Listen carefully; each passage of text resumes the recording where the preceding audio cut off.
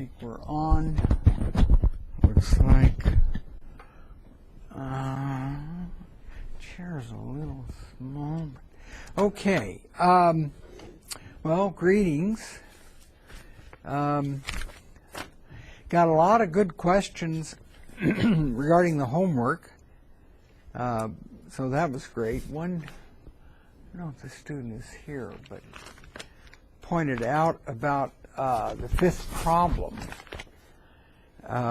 in this homework set being the equivalent to a Babylonian technique for computing square roots. Never heard of that one, or I didn't, but it's not surprising. So I've learned, nobody's ever pointed that out before. The Babylonian invented this way of computing square roots. That's what this student had pointed out to me. So that was kind of interesting. So you never know what you're going to get in this class, you know. Anyway, that is the first homework set. As I said, we'll have 5 or 6 during the class. And pretty soon I will post a project. It'll be a MATLAB-based project. Some of you have, I don't think they're here, but especially Den student, are still trying to get used to MATLAB, or at least trying to. One student didn't have the MATLAB, and either has to get the student edition, so it'll take a little bit more, but I think in the next few days we should all be pretty close up to speed. So I will assign a project, but you'll have some time, you know, a couple of weeks, 3 weeks, whatever, to turn that in. So I want to make it nice and easy on us, you know. No stress, no strain, just a nice summer class here. Okay, well let me get started. Last time we had talked about systems.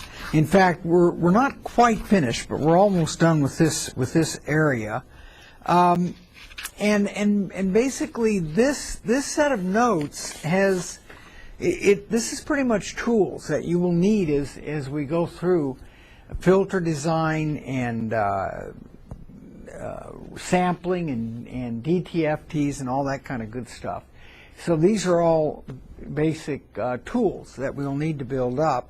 And pretty much we have been looking in this set of notes different ways of characterizing linear shift invariant systems, or different ways of thinking about linear shift invariant systems, including, very importantly in the set of notes, is the linear difference equation. We talked about last time linear difference equation with constant coefficients and all kinds of different initial conditions which would ensure that the system, as characterized by that difference equation, is linear shift invariant. One thing I hope that you've learned, not necessarily stable, but linear shift invariant. One thing that I hope that you've learned so far, the big thing from here, the takeaway from all this, is that this difference equation, even if the B's and the A's are known, even if I tell you what they are, does not uniquely characterize, does not uniquely define a system. System response can be, or the system output from this difference equation can be different depending on initial conditions. So hopefully you've gotten a sense of the role of initial conditions and how initial conditions really characterize, or give you the complete characterization of a system as described by a difference equation. So hopefully you learned the role of initial conditions and how important they are. So we talked about that last time. And then where I want to start off tonight, and I don't have a lot more to say, is the discrete-time Fourier transform. And discrete-time Fourier transform, I don't know if you recall, when we started talking about this particular section, we had mentioned that there were several ways of characterizing a linear shift invariant system, or an LSI system. And one way was linear difference equation with initial conditions. We've kind of talked about those and the role initial conditions play. Impulse response, we even talked about that in the first set of lecture notes. And now we're going to discuss a little bit more detail the frequency response. We started on that last time. And we'll wait till we talk about Z transforms to discuss system function. So, as we mentioned last time, first of all, we defined what the discrete time Fourier transform is, which is given by this. It is discrete in time, so that part is true. It uses, though, an infinite amount of data. Sums over all data from minus infinity to infinity. There is no restriction on x of n being periodic or not periodic. X of n could be anything. As such, oh, wait a minute. Wait. What is this? This is my pen. It's not the pen. Oh, there it is. This is, so x of n can be anything. As such, omega is continuous. Minus pi less than omega less than pi. Okay? And omega is continuous in that region. Now you might say, well, omega could be larger than pi. If I stick omega in here of 2 pi, I'd get an answer. You will, but what you will find is this is periodic. Periodic in omega 2 pi. In other words, omega plus 2 pi gives you the same value as omega. That's a consequence of discrete system. That's a general property of discrete systems. So in any case, this is the discrete time Fourier transform of some discrete time signal x of n. We talked about some of its properties last time. And I give you some examples, some simple examples, but one to get you kind of start thinking about it, including the discrete unit impulse, which, as we mentioned last time, the energy is focused in time but spread out in frequency. Vice versa, the sine wave, energy is spread out in time but focused in frequency to specific frequencies, namely the frequency of the sine wave. And this too is periodic. This is also periodic with omega equal 2 pi, so it's periodic with omega 2 pi. And actually, this is kind of a special case. It strictly speaking, as we'll talk about a little bit later, the DTFT is not absolutely summable, but people have defined the DTFT in terms of these generalized functions called the Dirac delta functions, which you've seen in linear systems, the 300 course, 301 or 300. So that is the definition we will use. We'll be able to clean this up a little bit when we talk about the Z transform. There will be a nice way of looking at these types of transforms, but that will come in a few moments. So generally, if you have an e to the j, oh, here's another thing. I'll just mention that. Here in this case, I should point out, x of n is periodic. What is the period of x of n? It's omega naught, and which is 2 pi f naught. So it's periodic in 2 pi over omega naught. So that would be this is the sine wave. X of n equals e to the j omega naught n. So n plus 2 pi over omega naught, if you let n go to n plus 2 pi over omega naught, you will get the same result for e to the j omega naught n. So this is a case of a periodic function, but this is defined to be infinitely long, minus infinity less than n less than infinity. When that is the case, so this is it's been on forever, this sine wave. It never started, never ended, just went on forever. And in that case, here the DTFT is discrete. It has these well-defined spikes. Really, these are the Dirac delta function peaks. And you can see you get one at omega naught, the frequency of the sine wave, and then just all the periodic cases, omega naught plus 2 pi, plus 2n pi, etc. However, for omega between minus pi and pi, in other words, this region right here, you just get the Dirac delta function evaluated at the sine wave frequency. So that's a good case of an input signal, which is the energies spread out over time, but yet the DTFT is focused at specific discrete frequencies. We talked about the right-sided geometric sequence, and for that one you can actually derive the DTFT. And if you plot it versus frequency, or if you plot the magnitude squared, you will find that depending on the sign of alpha, remember this is x of n, x of n equal alpha to the n times u of n. If alpha is greater than 0, this is just a damped exponential. That's alpha greater than 0 and less than 1. If on the other hand, this is x of n, and that's n. If on the other hand alpha is less than 0, minus 1 less than alpha less than 0, then you get something that oscillates. It'll be 1, and then something, and then like this. And this oscillation of plus and minus, it tends to push the energy out. In fact, push the energy away from omega equals 0. So this is, whereas when alpha is positive, then you kind of have a low-pass sort of response, and you have a low-pass sort of spectrum.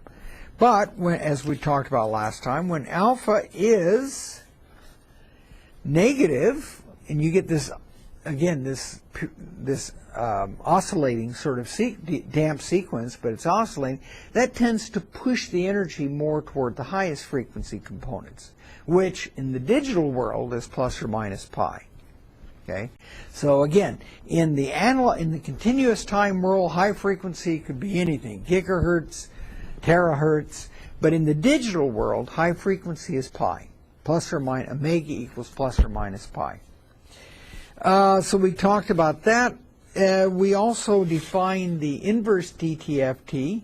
That is based on the orthogonality of the complex sine waves. The inverse DTFT, as we mentioned last time, is an integral from minus pi to pi of the DTFT of x, capital X e to the j omega times e to the j omega n d omega. So if you have x of n in the time domain, you can generate the DTFT provided it exists. One caveat I mentioned last time, we'll come back to this in just a little bit. We start talking about the z-transform. This DTFT doesn't necessarily exist for all x of n. And here was an example I used. Suppose x of n is a geometric sequence that blows up, doesn't go to 0. Well, then you can't do much with that. You can't take a DTFT. But another transform that we'll talk about tonight, the z-transform, will exist.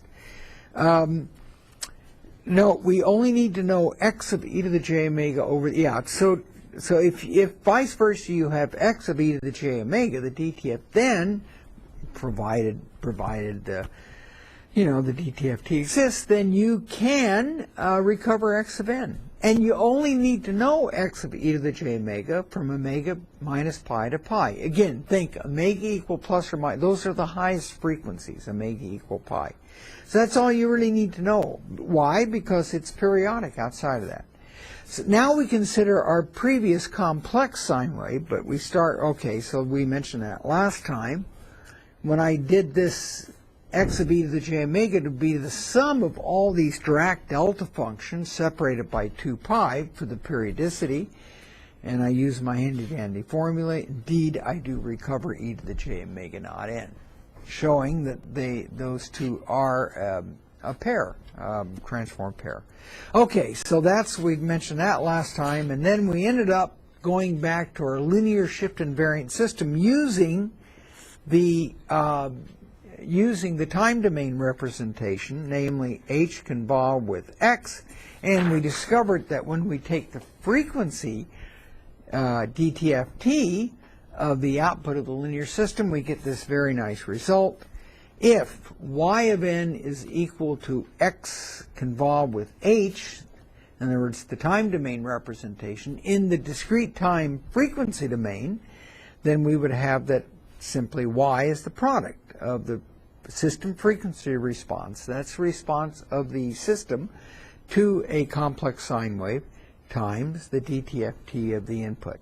So convolution in the time domain is equivalent to multiplication in the frequency domain, and the reverse is also true. So that's pretty much catches you up to speed on these notes. We're actually pretty close to being through with these notes. Response of a linear shift-invariant system to a complex sine wave tells us how it responds to any system. And to show that, what I did was, suppose x of n looks like this. So I've written x of n as some complex amplitude, and I just wrote the complex amplitude like this, times e to the j omega n. So this is just a complex amplitude, and I'm using this notation. Oh. Good luck getting in here, huh? Okay, so it's kind of interesting tonight. I was driving over here, and I actually drove here about 4:30. Now, let me tell you, if the Lakers had been in the NBA Finals, you don't get through, right? It takes you forever to get through. Hockey, not so much. It wasn't that many. You know, traffic wasn't too bad. So anyway, just a little commentary. So in any case, suppose x of n, and we're going to write that complex amplitude, kind of anticipating what's going to happen. Then we know that the output is given by this, okay? So we've already proved that before, which is also a complex sine wave, scaled by the amplitude h of e to the j omega, okay? We've already shown that before. Now, for any arbitrary input, we can always represent the output using the inverse dTft. So it looks like this. And so based on this inverse dTft formula, the response of a linear shift invariant to any input doesn't have to be a sine wave. It could be any input.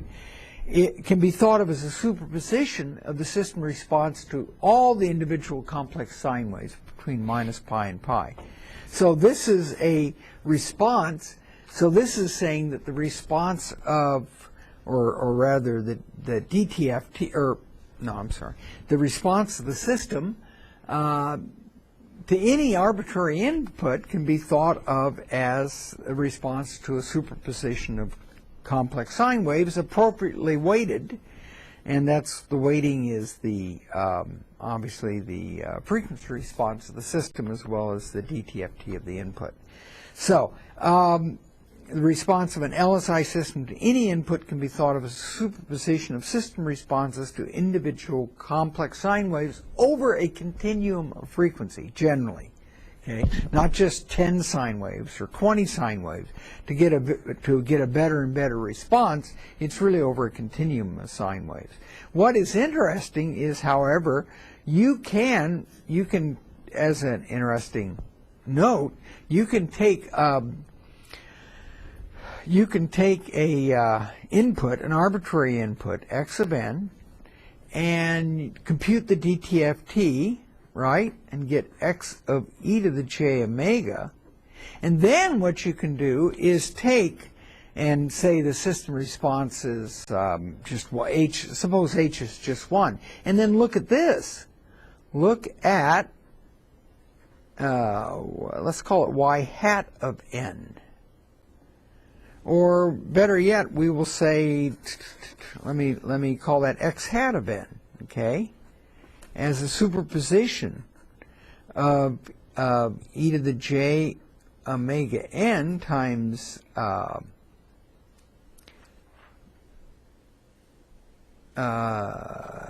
I'm sorry.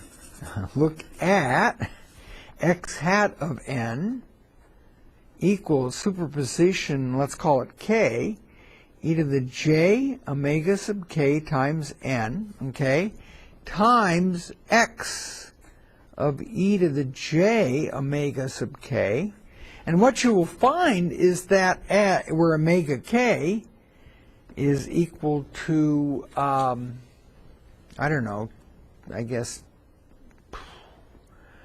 well, you could do it like this, 2 pi over, where omega sub k is 2 pi k over n, which can be thought of as delta omega times k, where delta omega is 2 pi over n. So in other words, you keep breaking up the interval 0 to 2 pi, or if you want minus pi to pi, into smaller and smaller frequency chunks, generating more and more of these sine waves, and add these together. What you will find is that this will approach, or it should approach, x sub n as the number of frequency points for sine wave frequency as n goes to infinity. And actually, you can typically get a pretty good approximation, even for not necessarily a large number of input sine waves. So, just another commentary. Let's see what else. In deriving the fundamental theorem for LSI systems, that was by the way, as you recall, y equal x times h. We derived the shift properties. It turns out when we did, I don't know if you remember, when we did the, well, it was really from last time, but when we did this transform, at some point we had a transform involving x of n minus k, so that is really a shifted version of x of n, time shifted by k samples. What we did, you might remember, is we did a change of variables. We let n minus k be L, and when we did that, we found that the Fourier or the DTFT, sorry, of x of n minus k, when we did that change of variable, could be written as e to the minus j omega k times the DFT of s. So what that showed was that a time shift in the time domain is equivalent to a phase shift in the DTFT or frequency domain. We did that last time. So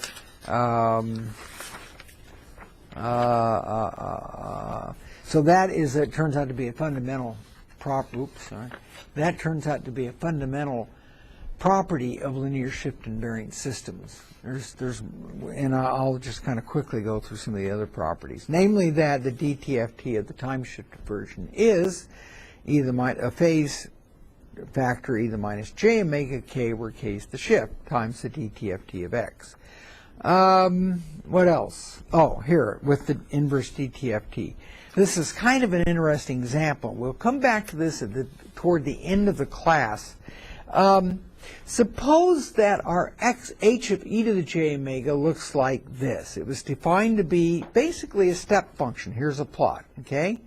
It's 1 for omega less than omega naught, or in this region, and outside of this, it's exactly 0. That is called an ideal low-pass filter. Why is it an ideal low-pass filter? It says it perfectly passes any frequency components in the input.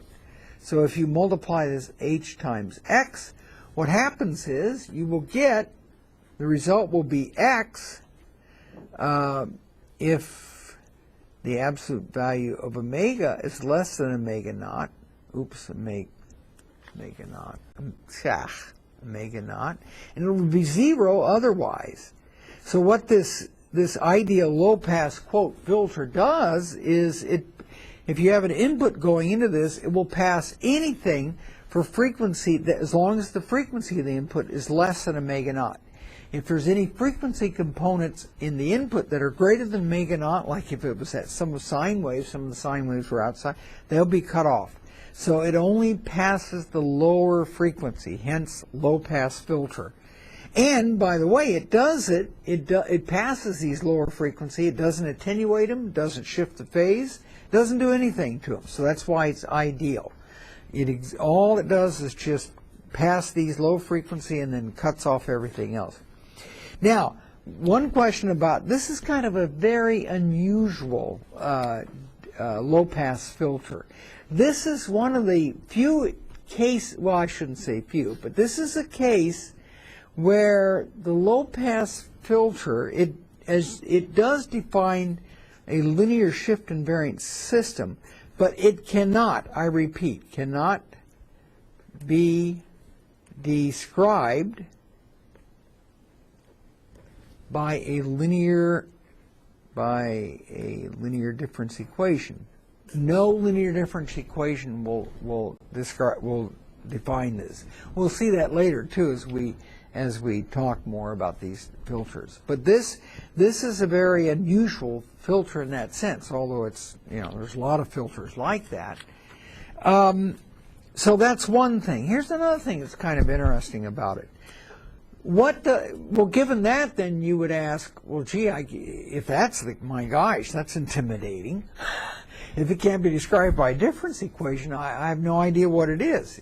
But yeah, you can. Whenever you get cases like this, or you see things like this that can't be described, it's not in terms of e to the j omegas and all that, don't forget you can always fall back on the inverse DTFT, okay? You can always fall back on the inverse DTFT. So if that's h, you can compute its impulse response. In fact, it's a very simple integral. The inverse DTFT is just minus omega naught to omega naught e to the j omega n. That's it. And it turns out to equal a sync pulse, omega naught n over pi n. However, I should point out, this is for minus infinity less than n less than infinity. So what does that tell you? If the system is linear shift invariant, which it is, what does this tell you? That tells you that h is not causal, right?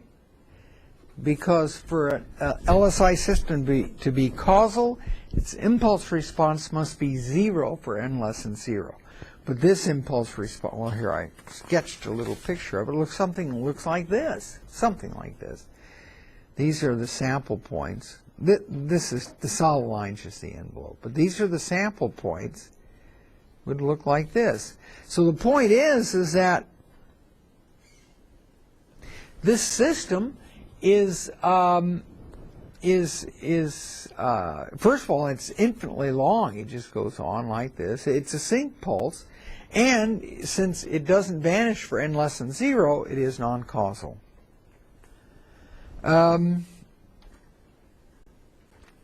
What about stability, for example? Well, strictly speaking, if you take the absolute value of h of n, I guess I think that actually blows up. So strictly speaking, it's not stable, as I recall. You can check me on that.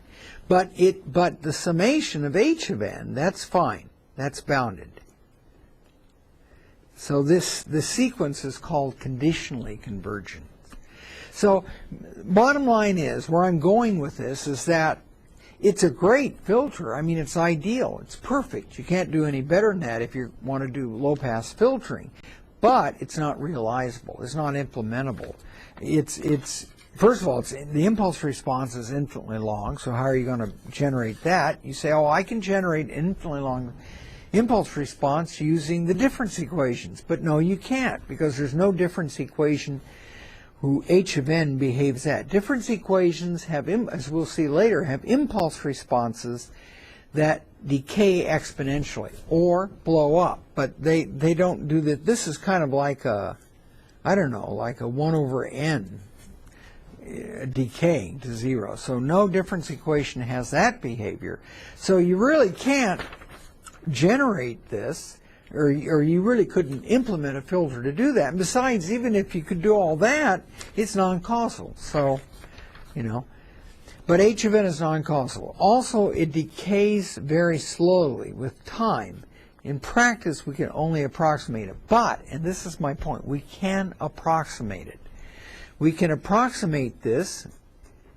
I'll just write this down. It's kind of a little look ahead here. We can approximate with delays, with, very important, delays. So I'll leave you to think about that. We'll come back to that later in the class, okay? And so a lot of these filters which can't be generated by difference equations, like these filters, ideal low pass. This is an ideal bandpass. You know, it's or I guess you'd call it an ideal notch filter. In this case, it does the opposite of the low pass. It passes the higher frequency and gets rid of the lower one. For these, again, you can find h of n. H of n can be by the inverse DTFT. So anyway, enough about these filters. Here are some basic properties of the DTFT. I'll kind of highlight the more important ones. If x of n is real, then x of e to the j omega is the same thing as x of e to the minus j omega, but with a complex conjugate, okay? And that implies, and I will let you think about that, that implies two things. Namely, one thing is that the magnitude of x of e to the j omega, let's call that a of omega, or a of e to the j omega, x of e to the j omega. What this implies is that a of omega is equal to a of minus omega. Okay, so in other words, the magnitude frequency response, or the magnitude DTFT of a real input, is an even function of omega. On the other hand, the phase of x, you know, the phase of x, arctan of imaginary over real, that is, call that phi of omega, that is an odd function. Phi of minus omega is equal to minus phi of omega. Both of those follow directly from the complex conjugate symmetry. So as a useful exercise for yourself, you should, it's pretty simple to show that, and in turn to show that it implies, this complex conjugate symmetry implies these two conditions. It's a good little exercise in complex arithmetic, that complex arithmetic primer I showed you before. So that's one property. If x of n is complex, you can't really say too much. This is the only type of symmetry you have. But for instance, if x of n is real, then if we were to plot the magnitude of x of e to the j omega, again, you would find that it would be perfectly, here I'll just do a goofy one, but it would be perfectly symmetric. If x of n is complex, you no longer have that complex conjugate symmetry. If you were to plot this, you know, who knows, you might have, you know, something like that. I don't know, but it's not complex. It's not an even function. And in fact, you could see that with the, if you look at the, oh, I thought I had that. Where did we do that? Oh. Yeah, take a look at the, oh, that was, oops, sorry, that was way back there. Well, anyway, yeah, take a look at the complex sine wave. That's a complex input, okay? Does it look like it's an even function or symmetric about omega equals 0? No. You get a spike at omega naught. You don't get one at minus omega naught. Yeah, you get one at omega naught minus 2 pi, but you don't get the symmetry about omega equals 0. Why? Why would you expect it not to be symmetric? Because x of n is a complex signal in this case. So anyway, that's the deal there. Time and frequency shifting, we saw that before. A shift in time is just a phase factor. Vice versa, if you multiply by e to the j omega naught n in time, that's equivalent to a frequency shift in the frequency domain.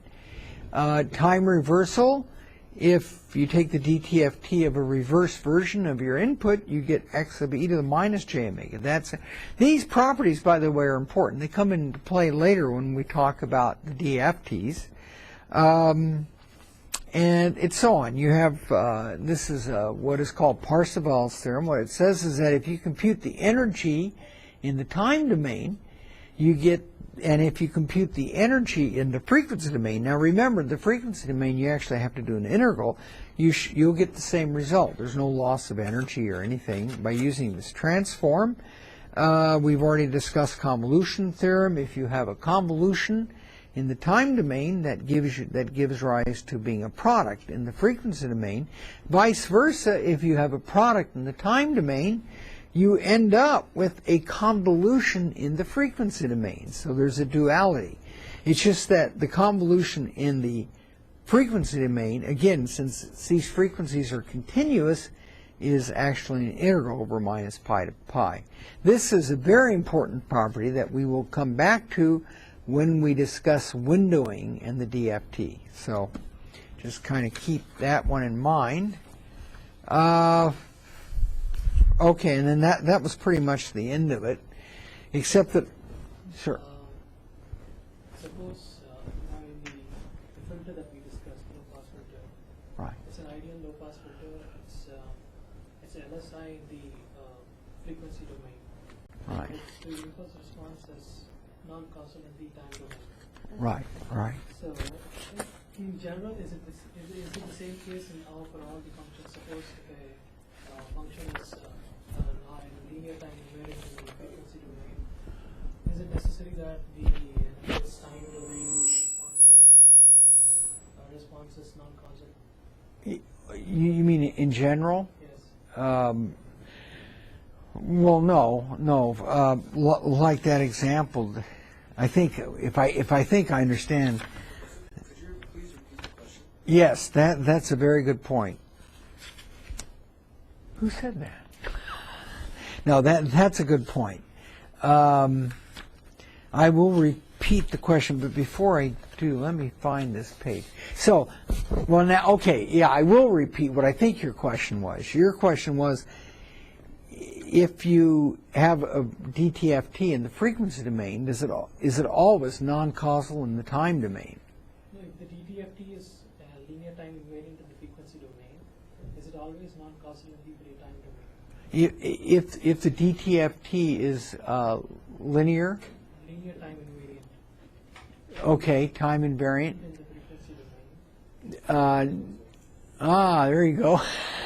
The question is, Yeah, now nobody will ask why. if the frequency response is LTI, Okay, linear shift invariant. and is it necessary that the impulse response is non-causal? No, I mean it could be non-causal, but it could be causal. Like that example that we showed here. Here we had a causal, like if that were the impulse response, that would be a causal response, and for that case, the DTFT, is well defined. So if that were your DTFT, it would actually correspond to a causal signal. So I just happened to pick an example that was that ideal low pass, which ended up being non-causal. But yeah, you can have causal sequences. Now the one thing though is, and I should point this out, is that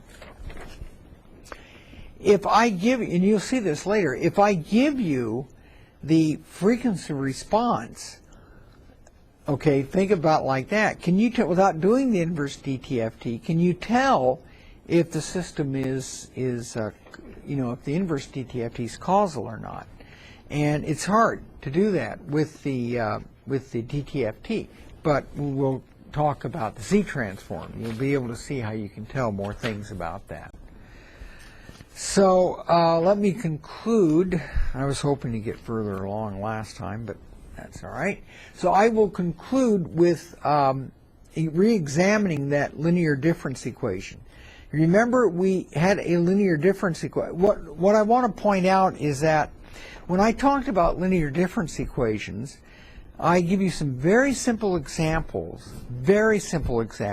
where I was deriving the response, of the difference equation. Like if you recall, y of n equals x of n plus a times y of n minus 1. That was an example we considered earlier with x of n equal delta of n. And we actually computed, and and y of minus 1 equals 0, for example. And we ended up actually computing what y of n was. Even for more general cases, we ended up with, I'm just showing this in case so you can kind of remember if I can find it. We actually even considered more general cases. Well, yeah, this case is here. Let's see. Yeah, we even considered more general cases where we derived the time response by going through all these recursions, sample by sample by sample.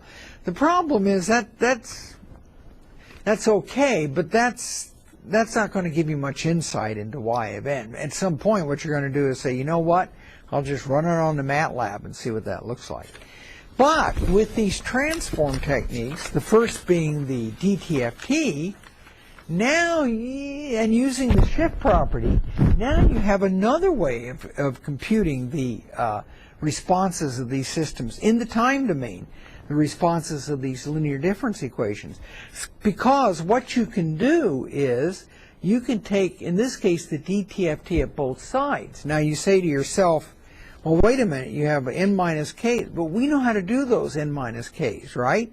And we know that the DTFT is linear, so I can take the DTFT at both sides of my difference equation, and because of the linearity, I can take the DTFT inside the sum. And what is the DTFT of y of n minus k? Well, that's just equal to dt, as we know, y of n minus k, or x of n minus k is just e to the minus j omega k times y of e to the j omega. So guess what? All these terms, when you go to the frequency domain, which are these time shifts, they're all e to the minus j omega k times a constant term, namely the DTFT of y. So what that means is that you can take the y of e to the j omega, pull it outside, and you're just left with this like polynomial in e to the minus j omega k. Same thing on the side x, and then guess what?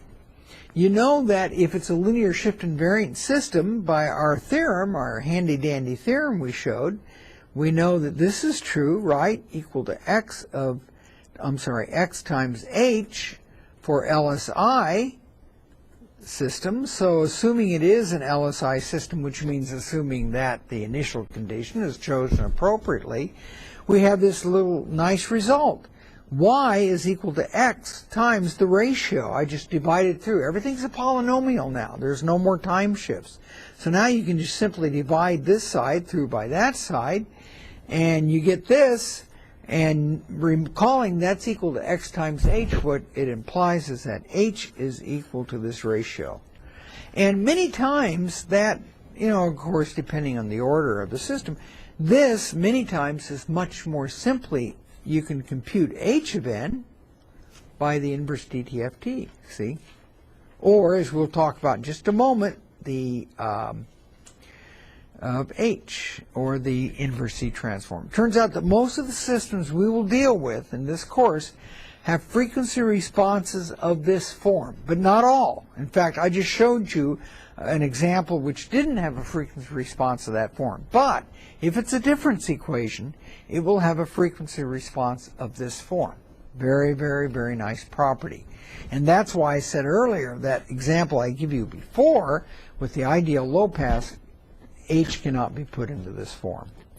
So that is pretty much all I want to say about the DTFT, because I have a much better deal for you in terms of another transform, the Z transform. Now, before I talk about it, I want to mention something to you. I have this example. Yes.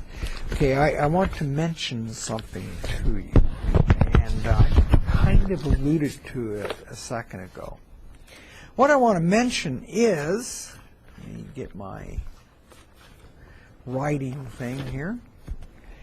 So, let me point an interesting fact out. DTFT. Let me expand on something I said earlier. X of e to the j omega equals summation n, x of n e to the minus j omega n. Okay, let me give you an example. The first example, x of n equals a to the n times u of n, and the magnitude of a less than 1, we've already solved that one. We have this, equals to 1 over 1 minus a e to the minus j omega, okay? So that was that example. Let me give you another example, example 2, and I want you to tell me what the DTFT is. A to the n times u of n. Magnitude of a is greater than 1. I want you to tell me what x is, x of e to the j omega.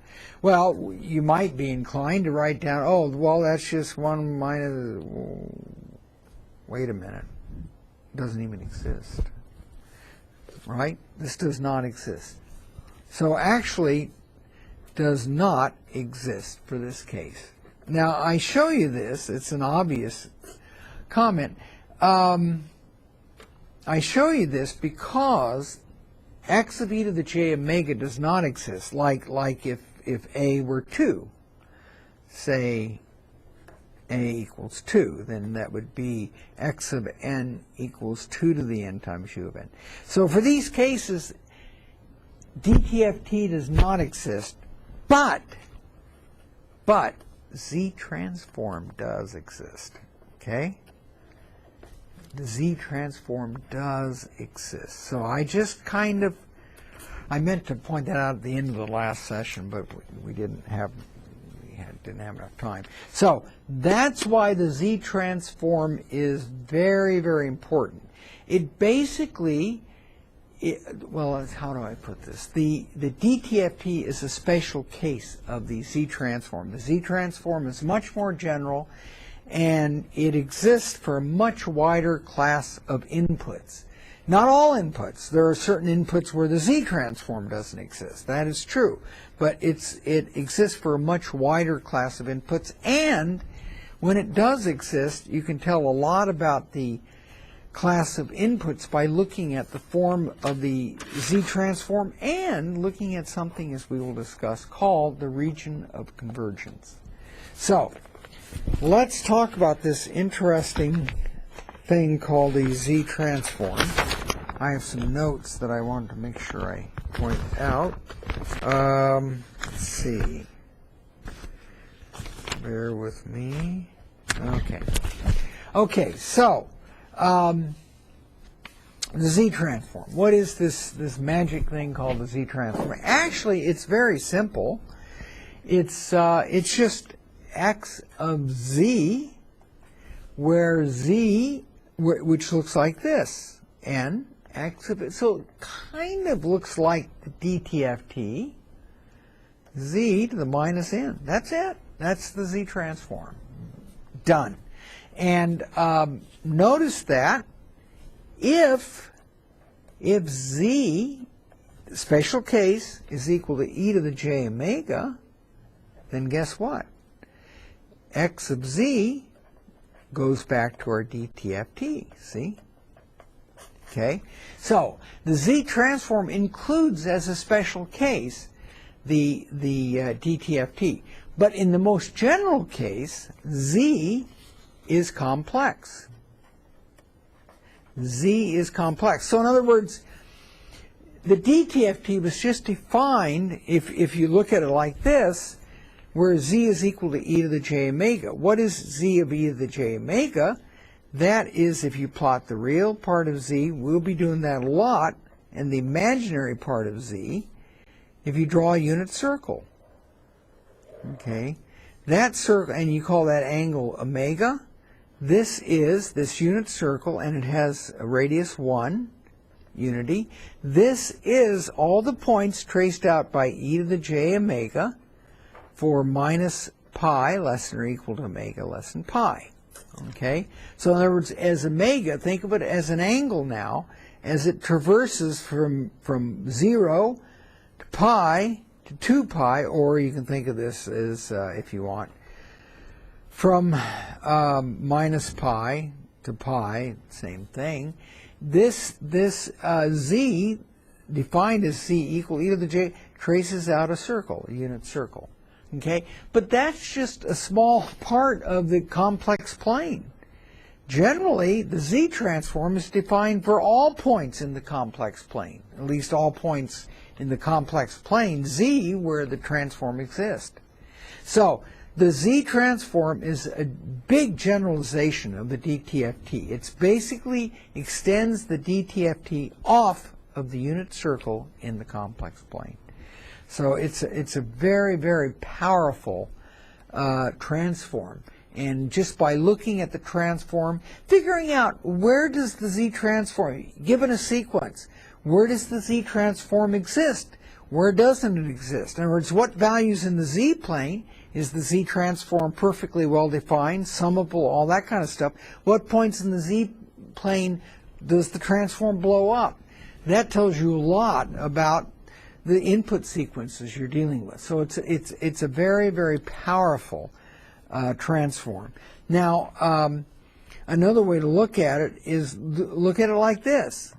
We already looked at the Kc equal e to the j omega. Let's generalize that now to the entire complex plane, where z is equal to r times e to the j omega, where r is a real number, 0 less than r less than infinity, okay? And omega, again, is between minus pi and pi. In that case, x sub z is, that's more general. You can write it as summation x of n times r to the minus n times e to the minus j omega n. So this is another way. I'm just repeating. My eyes, I can't see that so well, so I write bigger, except I didn't write that much bigger. But in any case, here you can clearly see where the z transform does generalize the DTFT by introducing this factor here, which extends the z transform to the entire complex plane.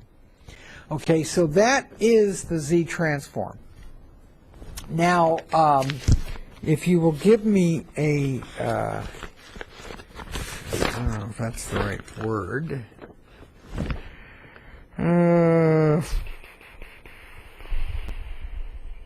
All right, well, this is sort of, is this jumping? Do I need to say this? I don't know.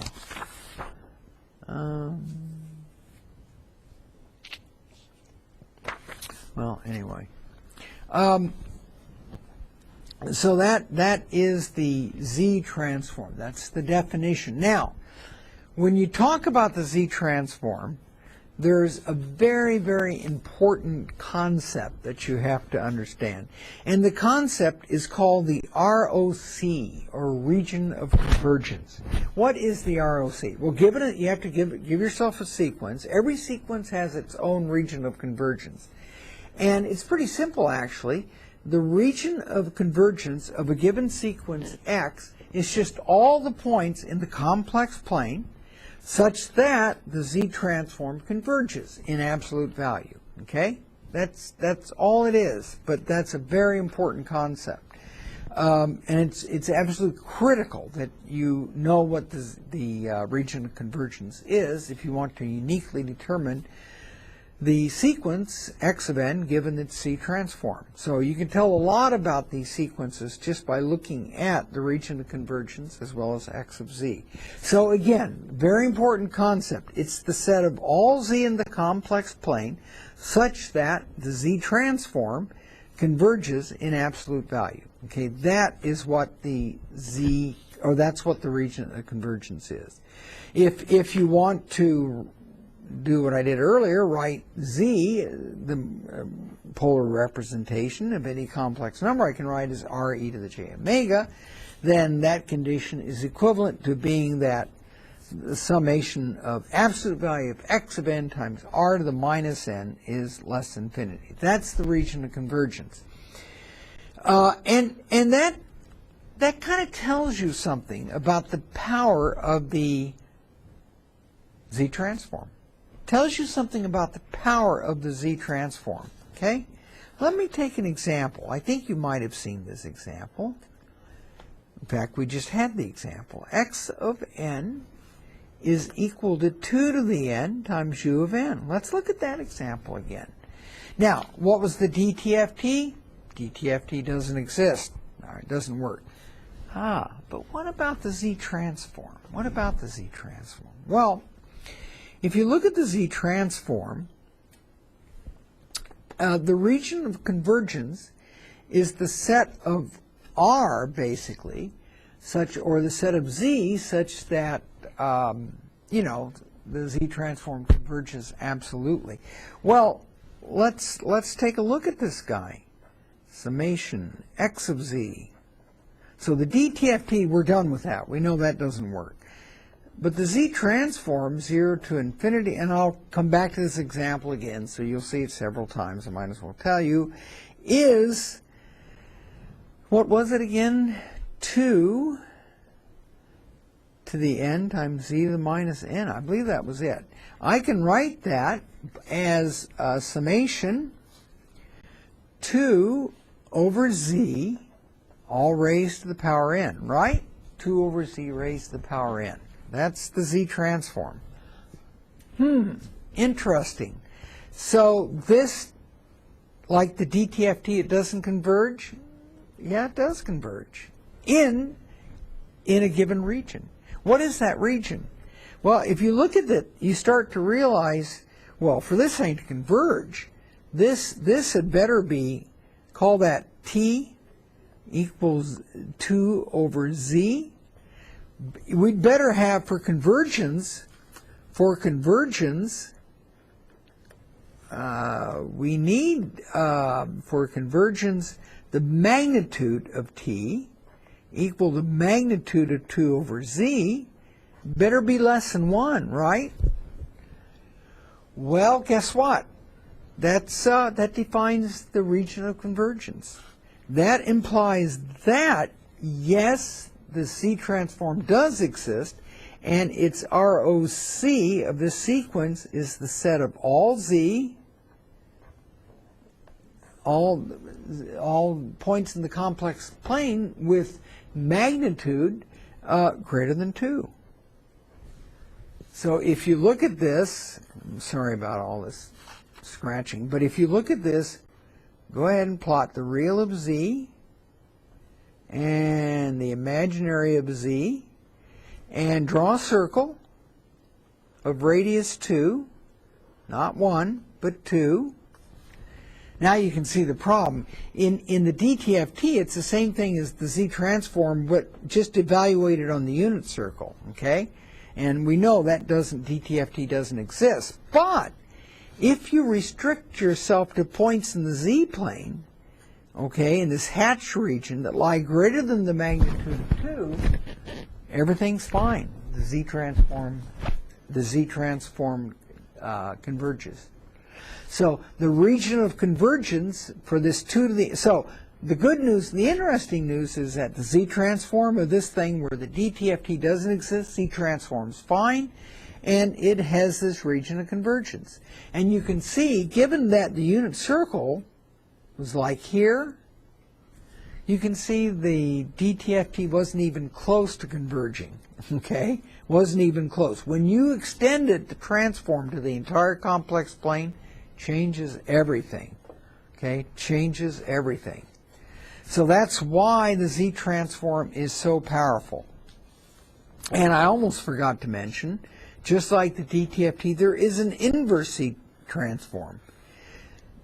Strictly speaking, it's defined in terms of an integral, actually a complex closed contour integral in the complex plane. That's how x of n is defined. Now, it turns out for this class, since complex analysis wasn't really a requirement, if some of you have had it, that's great, but you really don't need it, because for the inverse z-transform, we will look at some different ways. But you may ask yourself, so this is a contour integration over any closed contour in the complex plane.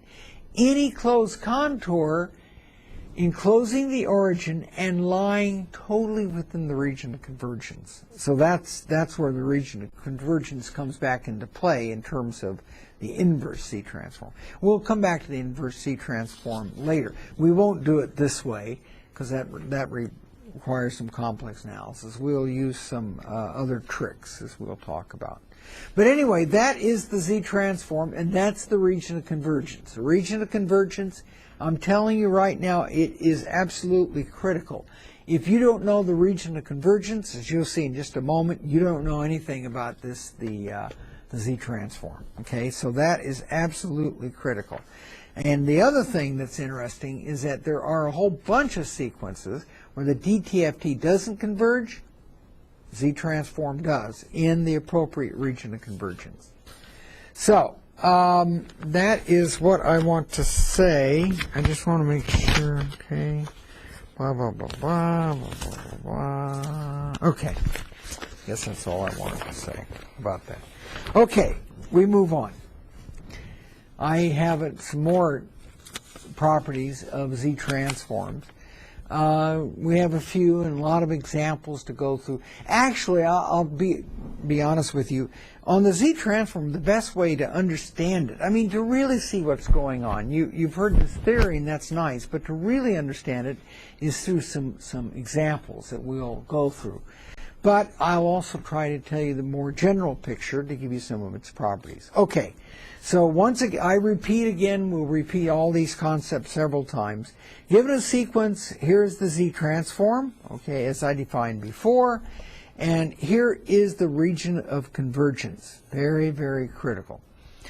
Now, recall that we have so far characterized, oh yeah, I do want to digress here, just for a minute, just briefly. Recall that we have so far characterized linear shift invariants. We want to characterize them by these different ways. One was something called the linear difference equation. We did that. One technique of characterizing them was through the impulse response. We did that. Another way of characterizing linear shift invariant systems is through the frequency response. We did that. There was yet a fourth way I called the system function. So I just want to let you know what that is right off the bat. The system function, it's pretty simple. It's just the Z transform of the impulse response. So the frequency response is the DTFT of the impulse response.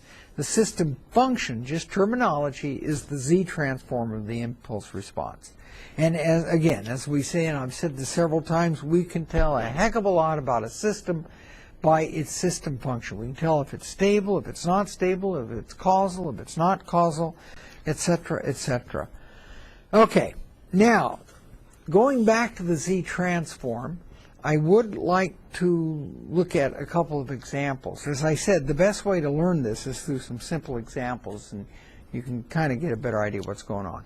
And in these examples, we will deal with geometric sequences in these examples. In fact, in these two examples.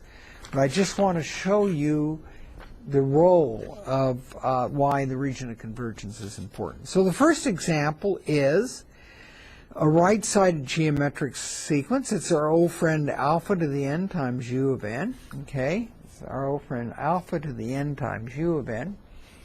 And what is the Z transform of that?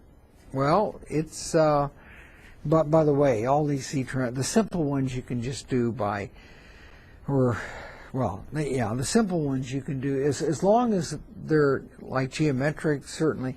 The simple ones you can do by using this geometric sum formula. Remember that? N equals 0 to infinity. T to the n is equal to 1 over 1 minus t, provided that t magnitude is less than 1. That's the so-called geometric formula, or derived from that. Anyway, using that, in fact, if you let t, in this case, equal alpha times z inverse, you end up very quickly using the geometric sum formula. This result for the Z transform. Okay, and if you notice, in this Z transform, 1 over 1 minus alpha z inverse, it does have a pole. Okay, a pole at z equals alpha. In other words, when z is equal to alpha, the denominator goes to 0. at z equal alpha. Turns out that it also, I can rewrite it, we'll come back to this a little bit later, but it doesn't hurt to look ahead a little bit. I can write it like this. So not only does it have a pole at z equal alpha, but a pole, I mean it where it blows up at z equals alpha, the denominator goes to 0. It also has a 0 at z equals 0. Now some z transforms, some systems won't have zeros at z equals 0. But this particular one does. Okay, it has a 0 at z equals 0. It's just an aside, okay? So that is the z transform. Another note, x of z is a rational function of z. Turns out that x of z is always a rational function of z if x of n is a linear combination of complex geometric sequences, okay? And it turns out, or if x of n is derived from a linear difference equation. Now, I should tell you, from now on in the class, most of the systems, if not all, are going to be either geometric sequence driven or really the output of a linear difference equation. So from now on, you're going to see x of z's or h of z's, depending if we're doing impulse response z transforms or just a signal z transform. Most of the z transform, if not all, that will be functions of z or z inverse, okay? So they will be, in fact, they will be rational functions of z or z inverse. This is a rational function. It's a polynomial in z divided into another polynomial in z. Okay, so most, from now on, if not all of the z transforms will be rational functions of z. Okay. Okay, now the second question, there are really two questions you asked. What is the z transform? But more importantly, what is its region of convergence? And based on the example I showed you just a moment ago, it's pretty simple to see that the region of convergence of this transform is all the points in the complex plane whose magnitude is greater than the magnitude of alpha. I'm allowing alpha here. Remember, x of n is equal to alpha to the n times u of n. I'm allowing that alpha could be complex. Okay, but whether it's complex or not, the region of convergence is everything exterior to the circle, just like I drew before, where the circle in general is of radius magnitude of alpha. Okay, so that is the region of convergence. And if you notice, this pole at z equal alpha, it's right on the boundary of this this pole at z equal alpha, it's right on the boundary of the region of convergence. Does the region of convergence include that pole, you may ask, since it's on the boundary? The answer is no. The region of convergence is the absolute value of z strictly greater than alpha. If it's not strictly greater than, then this series, this geometric series, doesn't converge. It'll be just a sum of a bunch of ones. So the region, if there are any poles, anything like that, the region of convergence cannot include those. They can be on the boundary, but they will not lie inside the region of convergence. So that is the region of convergence. Turns out that the region of convergence for right-sided geometric sequences, or sums of right-sided geometric sequences, is always exterior to a circle. And again, I will come back to that point in just a moment. Oh, in fact, I can mention it now. In fact, I will do that.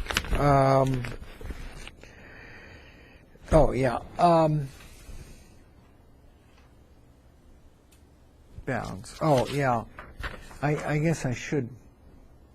Yeah, I'll come back to that in a second. Okay, so that is a comment on this. Turns out that poles always found. Okay, question 2. Oh, well, this is kind of, does x of z makes, in other words, we derived x of z like this. We derived its region of convergence, which was everything exterior to a circle. A question is, does this, just forget about the region of convergence, does this x of z, does it make sense outside of its region of convergence? And the answer is, of course, it makes, I mean, what I mean by does it make sense, can you evaluate x of z, just given by this function, for z values outside of the region of convergence, inside that circle, or inside the region of convergence? And the answer is yes. You can evaluate it anywhere. You get a nice finite number for any complex z, except when z is equal to alpha. So definitely x of z, just by itself, is defined for points z not in the region of convergence. But that's neither here nor there. The point is, the z transform, you have to specify the region of convergence. And to show you why that region of convergence with this simple example is so important, what I'm going to do is I'm going to look at a different sequence, okay? And I will compute this sequence as x of its z transform and its region of convergence. So let's look at, this is going to be a kind of an opposite example, a left-sided sequence, okay? And our left-sided sequence will look like, I'll write it out in terms of the step functions, minus alpha to the n times u of minus n minus 1. That will be this sequence. That is indeed left-sided. It's geometric, all right, but that's what it is. And we will assume for this example that the magnitude of alpha is less than 1, okay? Now you say, okay, great, then it's stable. It's not stable. This left-sided sequence, if the right-sided sequence was stable, alpha to the n times u, the left-sided sequence is not stable if alpha is less than 1. Not stable. Times x not stable. Okay, why is it not stable? Because n here is only negative.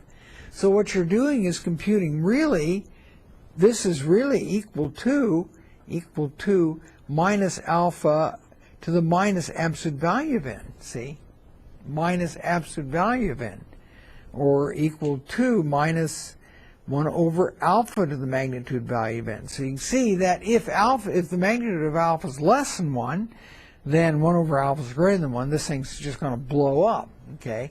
So assuming this means that the sequence itself is not stable. But that doesn't stop us in terms of the z transform. As we see, we just got to determine the appropriate region of convergence. But I'm going to show you something that will surprise you with this. Look, this is the z transform. How do I compute it? Well, you compute it like you did before, except that now you're going from n equal minus infinity to minus 1 times alpha over z to the n. But what I would do, you can still use the geometric sum formula. It's that you could do this, make L equal to minus n. So you can do these tricks, and this becomes a sum from L equal infinity to 1 of alpha over z to the minus L, right? And since it's just a sum going, I mean, you can write it this way, or this is the same thing as L equal 1 to infinity of alpha over z to the minus L, or summation L equal 1 to infinity of z over alpha to the nth power, see? So you can manipulate these, as long, if they're geometric, you can always manipulate them into series that are geometric series based with positive indices. So anyway, so this goes from 1 to infinity. Well, there is a minus sign, but I just showed you that part. And so, and in fact, I even went a step further and converted this minus, this x of n, x of z rather, I should say, into a sum that goes from 0 to infinity. I just removed the first term. That's what this one is doing. So anyway, you can check through this. And what is this? Well, now you've got it into a form where you can use the handy-dandy geometric sequence formula. So that's going to be 1 over 1 minus z over alpha. That's pretty cool. 1 minus, and it's going to be 1 minus that. So I've got that, z over alpha. I'm going to combine everything together, and guess what I get for x of z after I've simplified everything? 1 over 1 minus alpha z inverse. Is that familiar to you? You remember this? What gave us 1 over 1 minus alpha z inverse? It turns out that geometric sequence, right-sided, give you the same result. Okay? The right-sided geometric sequence, right here, here it is, also gave us 1 over 1 minus alpha z inverse. See? Kind of interesting. So we have two sequences. They both have the same z transform. Are they different sequence? Different as night and day. One is right-sided, one is left-sided. Minus alpha to the n times u of minus n minus 1. They're just totally different sequence. They're not related at all, but yet they have the same z transform. So what is different in these two sequences? What is different is the region of convergence. For this case, we have to have that z over, the magnitude of z, for this thing to converge, the magnitude of z over alpha has to be less than 1, which implies that the magnitude of z is less than the magnitude of alpha. So this is everything interior to a circle. So the geometric right-sided sequence, exterior. This left-sided geometric sequence, interior. Okay? So is the region of convergence important? You bet. It defines what the sequence is. Without the region of convergence, the z transform is not unique. Two different sequences give you the same z transform.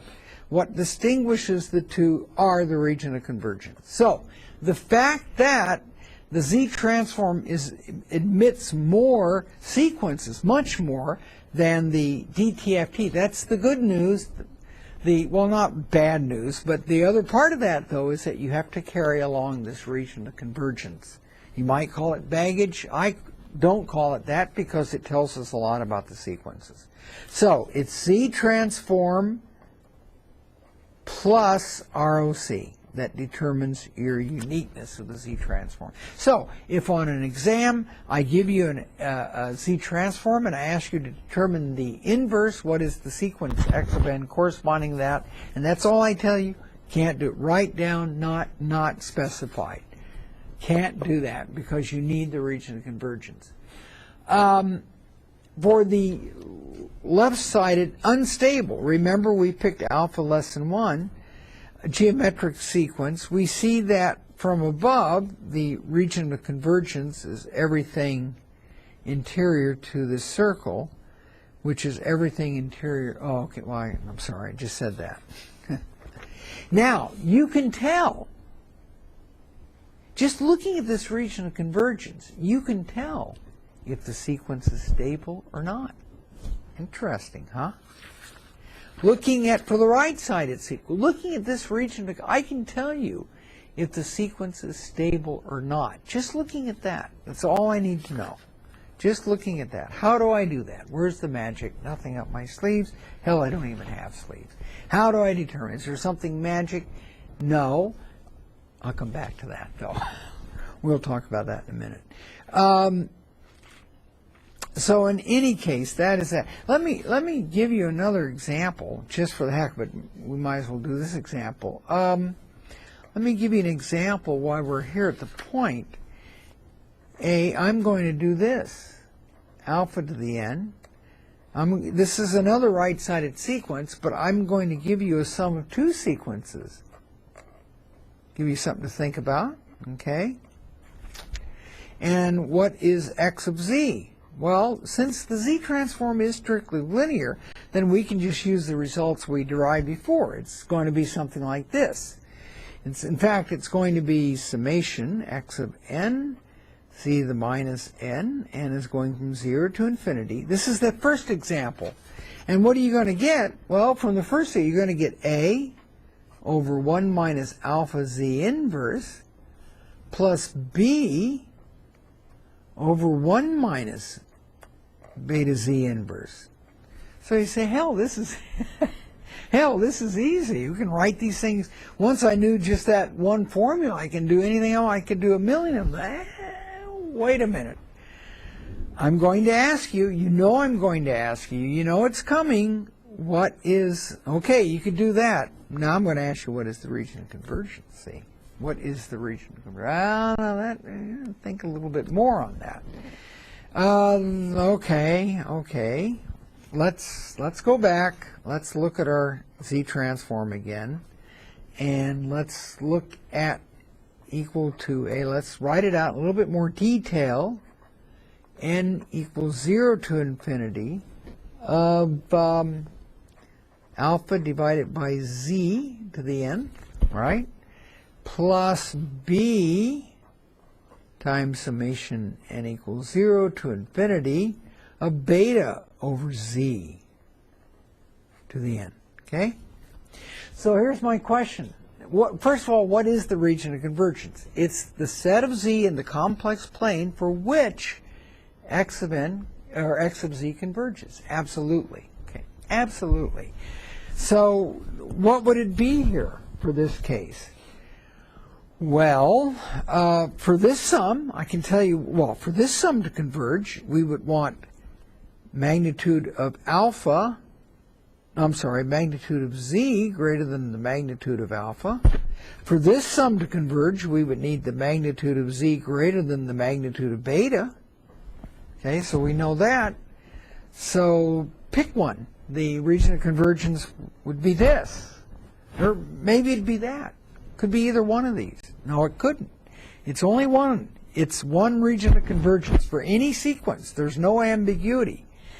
And again, keep in mind, it's the region of the complex one for which the Z transform converges. So let me give you an example here. Suppose, so that's a very interesting example. Suppose, just for the heck of it, alpha equals, let's say 2, and beta equals 3. Okay?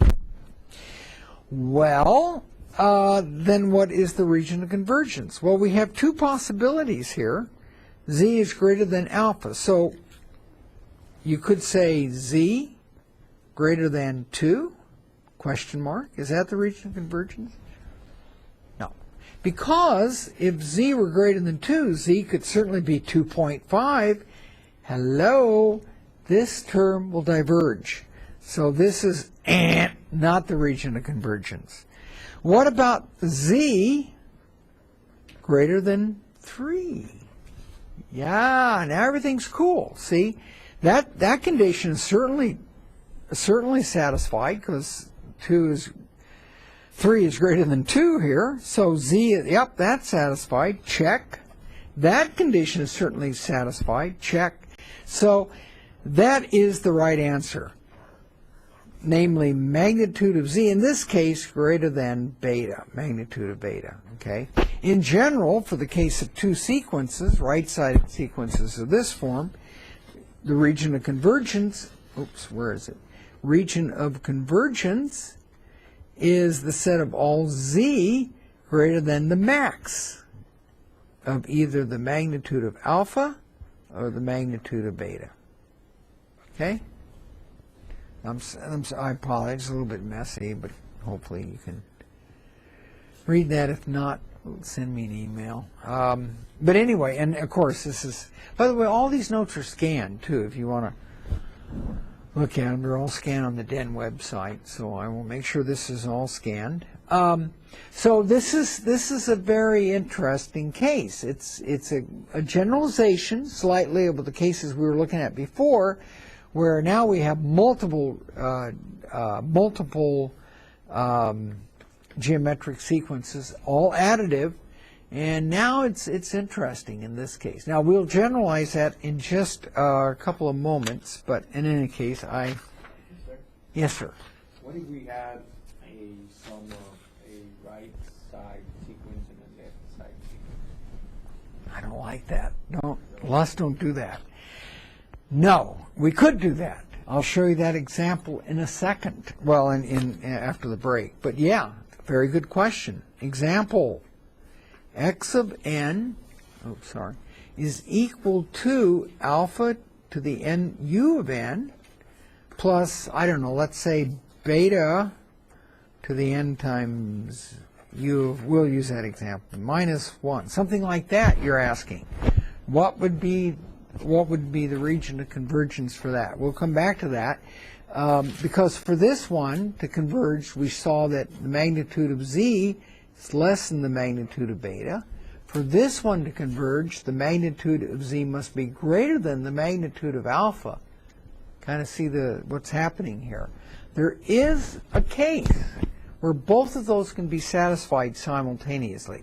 Only if ROC exists if, for this case, if, big if, the magnitude of alpha is less than the magnitude of beta.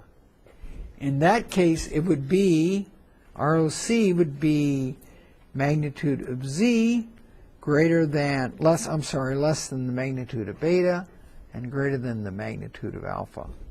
So this is a very interesting case. We'll come back to that. It doesn't hurt to go ahead a little bit, but this is a very interesting case where the region of convergence is actually a kind of a donut region, or not donut, but it's this annular region.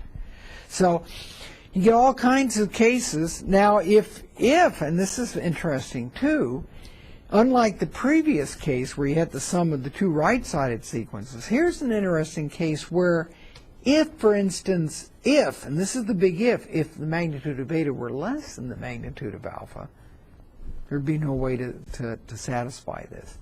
So in that case where the magnitude, if magnitude of beta is less than magnitude of alpha, that would imply no ROC, no Z transform. See? So very, very interesting, the C transform stuff, when you start looking at the regions of convergence. Anyway, I'll put that up there too. And I have, like I said, I'll come back to that example. Okay. Let's see what else I have. Oh, I see. We already went. Okay, already discussed that. And let's see what else. Stabilize. Okay, I tell you what. Why don't we take a break? Let's go out 15 minutes. I'm telling you, you can't get back in that door. I know that, but I think you can get in that door. So yeah. So I will see you at 8:15, and we will continue. Where the hell am I? Okay.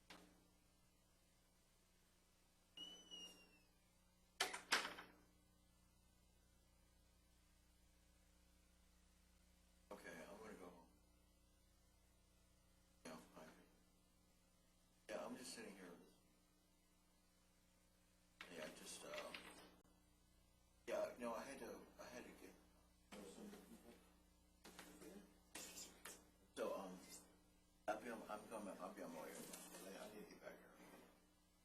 Okay.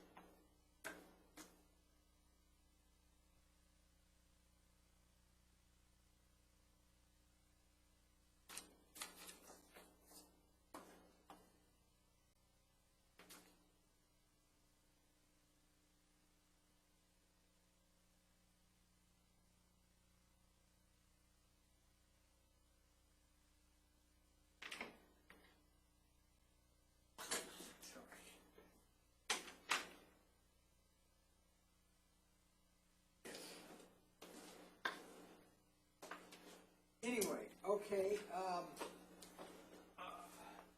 You know, it's kind of weird. I received emails. Most of you turned in your homework. I've said, maybe it's because I was looking at like several asked for which policy. Most of all, I turned it in. Great. Well, anyway, oh yeah. Now, let me give you a couple of other examples. Some of these could actually repeat. Well, no, I'll try to make these a little more general. So let me provide some more examples. And, you know, as you go through these examples, you'll start to see kind of what's going on. You got the gist of what was happening with the left-sided plus right-sided. And I'll kind of go through this, and then it'll be a little bit more easier. Let's talk about a general case where you have just a sum. We considered two. Now let's look at a general case of right-sided sequences. So this is more general. So x of z, that would imply that x of z is equal to, and you see from the special case with just two inputs, I think you can see what's going to happen here. We're going to get this, k equal 1 to n of a sub k over 1 minus alpha k z inverse, or that's equal to summation k equal 1 to n. This is a little bit better form I like. A sub k times z over z minus alpha sub k. This example, we have n poles at z equal alpha sub k, plus, in this case, there's in this example 1 0. But this is a little more general than we showed before, but I think you going to see what's going to happen. So if you were to plot, and we do this a lot with z transforms, especially when we have rational functions of z, you plot the pole zero diagram. So what you do is you plot on one axis the imaginary part of z, on the other part the real part of z, and then plot the poles. I always use x's for poles. The book does too. Yeah, so you might have poles here. These are, again, at alpha sub k. See? Those are the poles. And then, so x's are always denote poles in the pole zero diagram. And the O's, so x's are poles, and the little O's or zeros are the zeros. So the pole zero, this is the pole zero diagram. And you can see here, I mean, this is just arbitrary, I mean, I just made up something here, but you would typically plot the poles with x's and the zeros with the open circle, or with the little circle O or 0, and that would be the pole zero diagram. Now, given that these are the alphas of k, and given what we've learned before, then I ask you, what would be the extend the region of convergence from that very simple example? Remember what we found there from the simple example, the sum of two right-sided sequences, or was it on, no, it was here. What we found for the simple example was that here, the magnitude of z for the region of convergence is all points z in the complex plane such that the magnitude is greater than the maximum value of alpha or beta, in the case where we had two right-sided sequences. So for the general case, clearly, the region of convergence will be the set of z greater than the max of all the alpha sub k's. Magnitude of alpha sub k. That will be the region of convergence, just extending the simple example on. So if you draw all of your x's, all of your poles, and then what you do is you pick the one that's the furthest, the magnitude that's furthest from the origin. Well, I've drawn pretty close, but let's say it was this one. Draw a circle with that radius. It's not quite to scale, but and the region of convergence for right-sided sequence will be everything outside of that. See, and that will be, I'll call that alpha sub k max. You'll know what I mean by that. I just mean that's the alpha sub k with the largest absolute value. So the region of convergence will be everything outside of that circle. So you notice something, that this one pole that has the largest absolute value, complex magnitude, this pole will lie on the boundary of the region of convergence, but it won't be in the region of convergence, because the region of convergence will be actually strictly greater than the magnitude of that pole. What about all the other poles? All these other guys here? None of them will lie in the region of convergence. As it turns out, the ROC cannot contain poles. Cannot, make sense, right? Contain poles or any singularity. Makes sense. If a pole was in the region of convergence, the Z transform would diverge at that particular point, and it wouldn't be the region of convergence. So the region of convergence is going to be nice and clean. It's got to be free of any poles or anything like that. So for right-sided sequences, the only way we can avoid having poles in the region, this is another way to look at it, is by making the region of convergence the values of z whose magnitude of z are greater than the largest possible pole, and then everything outside of that. Okay, so that's basically kind of a generalization of our sum of two right-sided sequence example. So that is that case. Let's see if I did another. And I'm telling you, when I do this, okay, when I do this, it'll make the rest of my notes simpler or more believable, I guess I should say. Okay, these are some old notes I wrote, but I want to make sure I capture everything here. Oh yes, I did do that. Okay, so that's right-sided sequence. We have the same type of deal for left-sided sequences. 3. So left-sided sequences, let's look at those. Yes, yes, sir. Can that, the region of convergence, can it include zeros? Yes, could. Yeah, zeros are fine. Doesn't care about zeros. They can be anywhere. It's just, the poles. That's what we care about. Okay, how about the sum of the left-sided? And I didn't consider a sum of two left-sided. I actually did consider a sum of left and right, but I didn't consider this case. But I think you can start to see what's going on. A sub k alpha to the sub k to the n, u of minus n. Now you might say, like even for the right-sided sequence, what if one of them had u of minus n minus k or something? Well, that's no problem. You just make the appropriate oh,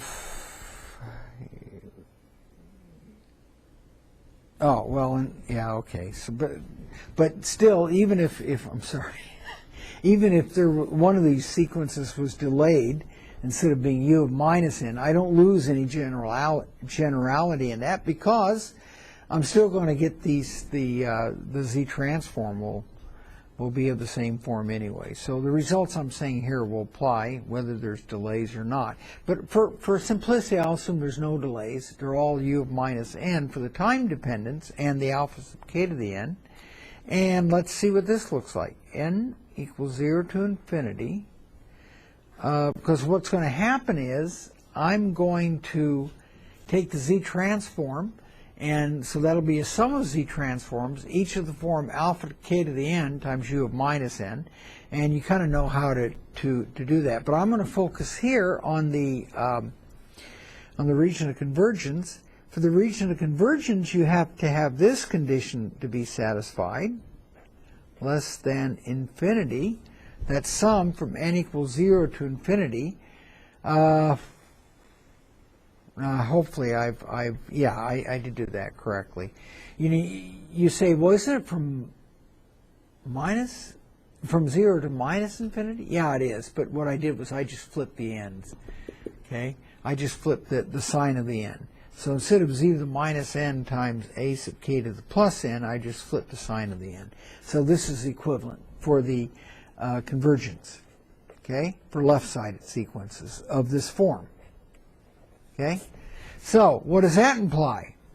Well, it implies that the z transform converges if the magnitude of z is less than the magnitude of alpha k for all k. So it's analogous to the previous case, except now, and for this condition to hold for all k, what that implies is that the ROC is the set of all z such that the magnitude of z such that the magnitude is less than the minimum of all of the alpha sub k. Okay? So it's either greater than the max or less than the min in the case where it's sums of left-sided or sums of right-sided sequences. So what this looks like, if we apply its pole zero diagram and show and overlay the region of convergence, what this implies is that, so here is alpha, here's our alpha 1, alpha 2, say, I don't know, just as many as you want, alpha 3, and maybe there's a little bitty guy here, alpha 4, etc. So what this is saying now is that, well, for left-sided sequences, our region of convergence will now be interior to a circle with radius bounded by the smallest magnitude of the pole, okay, by the smallest alpha sub k, basically exponential. So here's the ROC, and if you, oh, I didn't mean here, and if you look in the ROC, although you can't, I made it messy, I colored it in, but if you had X-ray eyes, you would see that there are no X's inside the region of convergence. They're only, this time, they're only on the outside. So that's what happens with left-sided sequences. Again, the ROC, so it's analogous to the right side, the sums of right-sided. It's the same type of thing. It's basically you have a bunch of conditions to satisfy, namely this, and the only way you can satisfy all of them at once is by making, in this case, the magnitude of z has to be less than the minimum of all the alpha sub k. So you get this picture. So those are the two pictures for sums of left-sided, for sums of right-sided. Exterior, interior. Exterior, interior. And I can still tell you by just looking at these regions of convergence. I haven't forgotten that. I promised that you can tell if the sequence is stable or not stable. Okay, we'll come back to that in just a moment. So that is the story of sums of left-sided and right-sided sequences. Now wait a minute. What is this? Oh, okay. Never mind. Okay, so we'll come back to that point. I'll show you some ways of generalizing that, but that's kind of the bottom line. Those two examples, you can kind of see what's happening. Okay, so we'll go back to our notes. An important class, oh, okay, I see what I did. Okay, so that was an aside, but it'll set us up, and it'll make the rest of the notes a little bit easier, especially on the next page. Before I go back to the z-transform, let me just point out something about the property. An important class of linear shift-invariant systems have z-transforms with rational functions of z. We considered cases where,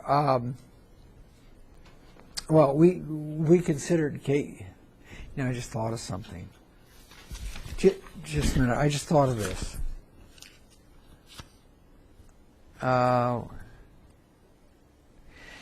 You know what? This is kind of interesting. I just realized this.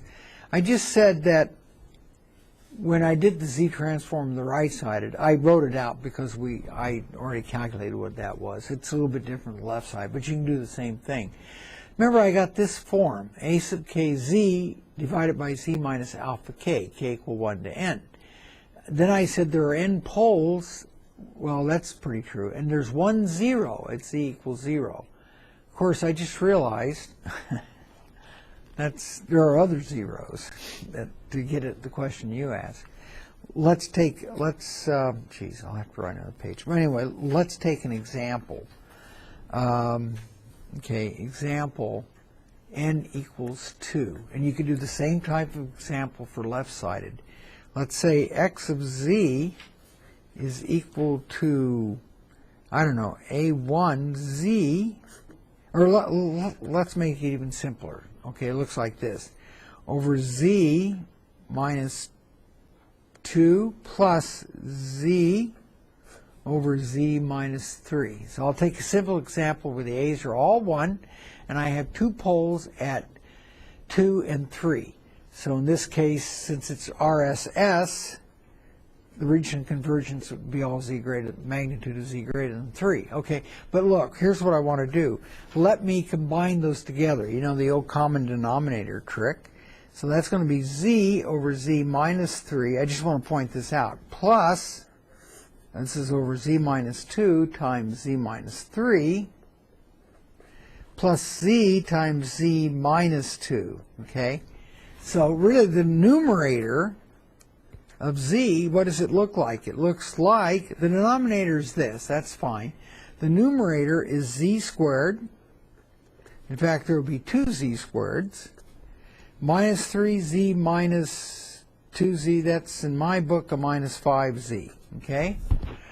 And I can write that as z times 2z minus 5.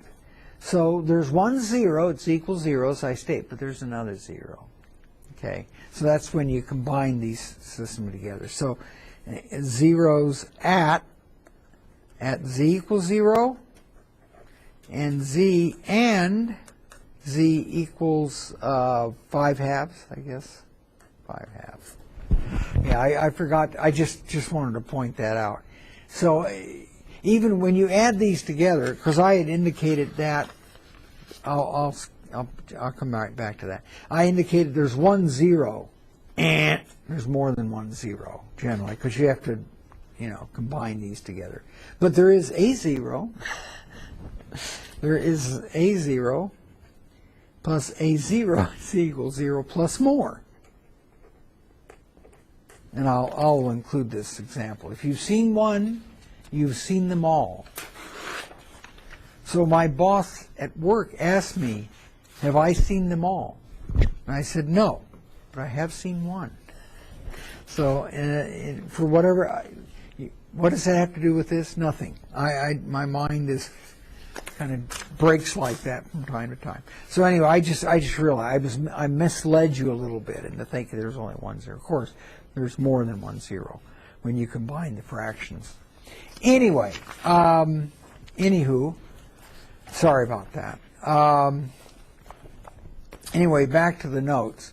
An important class of LSI systems are systems whose x of z transform, are rational functions of z's. And we could see that's, well, what? That's geometric sequences, sums of geometric sequences. We'll see, I think, I'll just show you a little bit later, linear difference equations. Systems that have a linear difference equation representation all have these rational functions of z.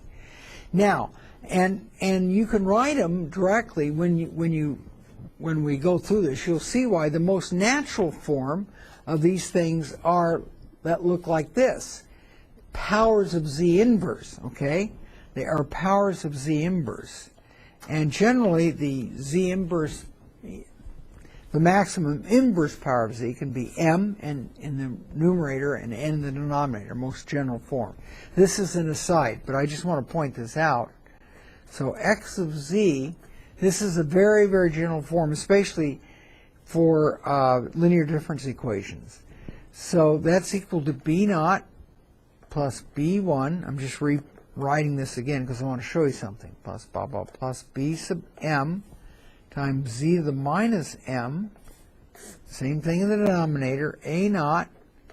I prefer, this is, you'll see, this comes out naturally when you take z transforms of difference equations and so on, or even geometric sequences. But I just want to show you plus a sub n, z to the minus n.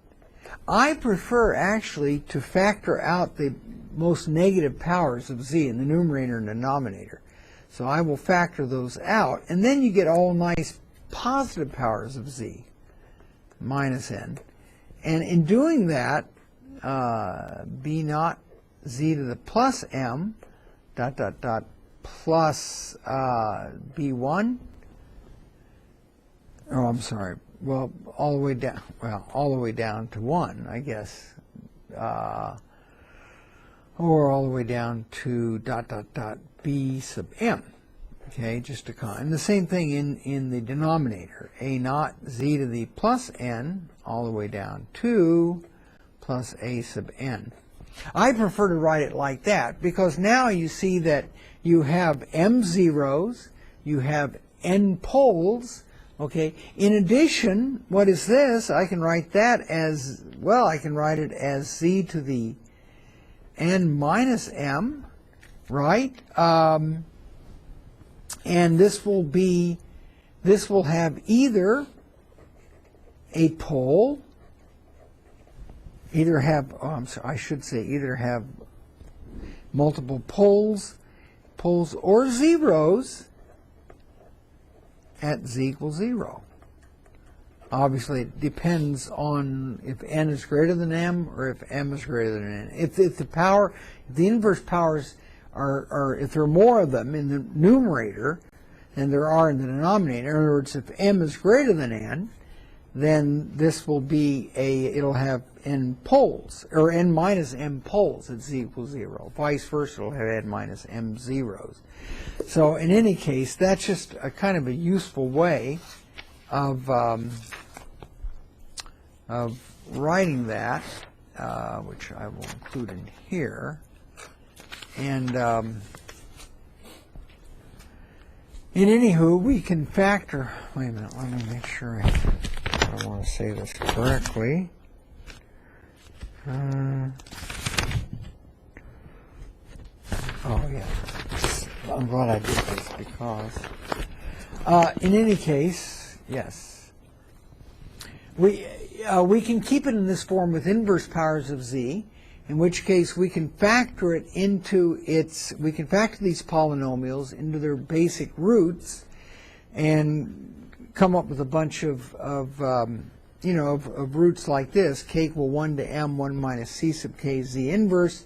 We multiply those all out, we get the numerator, and same thing in the denominator. And here I'm assuming no multiple roots in the numerator or denominator, just for purposes of illustration. Now, what I like to do, again, is to do, so I can do this, or I can go back to my powers of z, plus powers of z. So I kind of like to do this, x of z equals to k naught, a constant, times the product, I guess I want to do k equal 1 to m of 1 minus c sub k z inverse. Yeah, I should have pointed out that they're actually, to get this form, okay, obviously,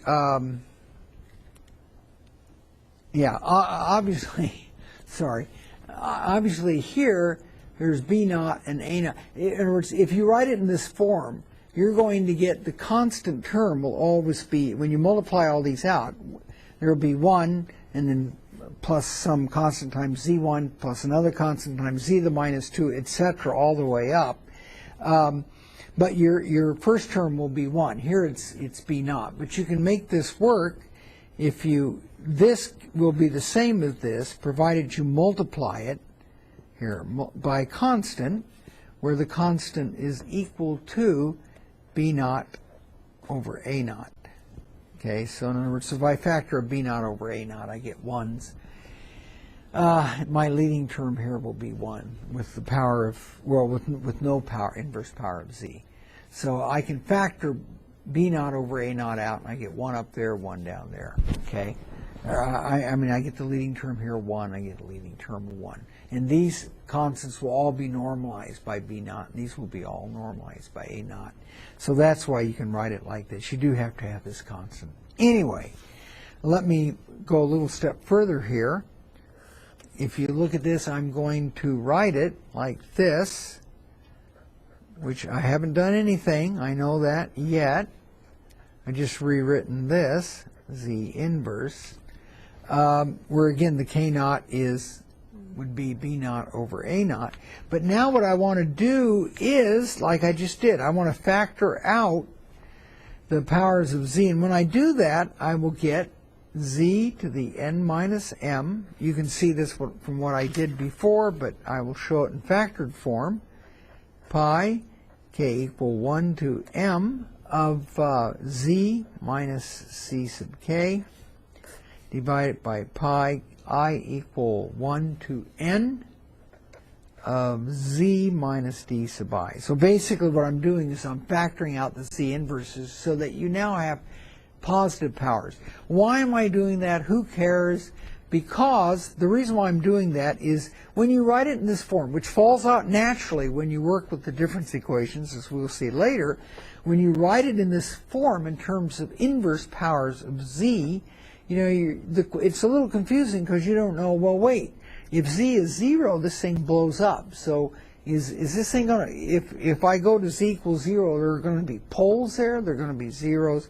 Whereas if you factor out the inverse z here so that you make it all positive powers, then you can see what's going on. No, it does indeed have these simple zeros at the z equals c sub k and simple poles at z equals d sub I. But there could be poles or zeros at z equals 0. So I don't know. I prefer, this is the form I prefer to write it in to see where the poles and zeros are. But anyway, that's just a comment because we're gonna be, so help me, we'll be, a lot of our x sub z's, most of them will be of this form, some form for b and a. And that also merges nicely with MATLAB, so as I will talk about later on. So that's that, and now I actually, several more minutes, I actually am almost done, as it turns out. Here, properties of the rational z transform. The region of convergence cannot contain poles by definition. It turns out that poles typically bound the region of convergence, or one pole normally does, like in the examples I just showed you. The region of convergence is dependent on the type of sequence, whether it's left-sided, whether it's right-sided. You definitely saw that before, or if it's double-sided. We saw that case. Remember, we worked out that case where we found that the region of convergence was actually an annular region. That was when the x of n was the sum of right-sided plus left-sided, i.e. a double-sided sequence. So the region of convergence depend on those types of sequences. You can generally characterize or classify the region of convergence for sequences, definitely geometric sequences, in terms of left-handed sequence. That's region of convergence is inside a unit circle. Right-sided sequence, the region of convergence is outside, or a double-sided.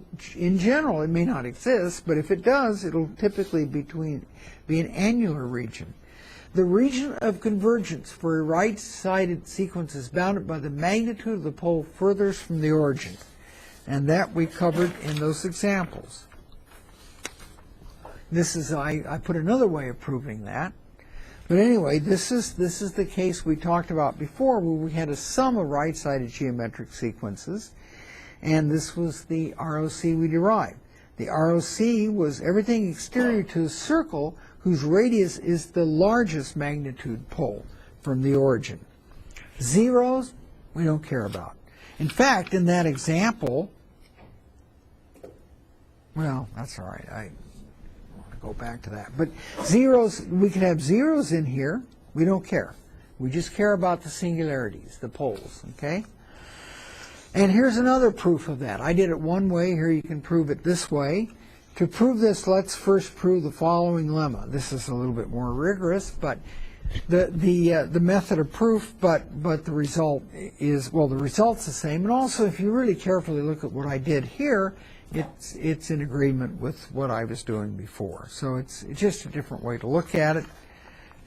I think it's a little bit more rigorous, but maybe not really so much. So anyway, but you can take a look at that. But the example we went through before kind of told you the story. Anyway, that's just proving that. For I don't know if I have. Never mind. For left-sided sequences, the region of convergence we talked about before. Whoops, where am I? The region of convergence is everything interior to a circle with radius equal to the magnitude of the pole with the smallest magnitude. And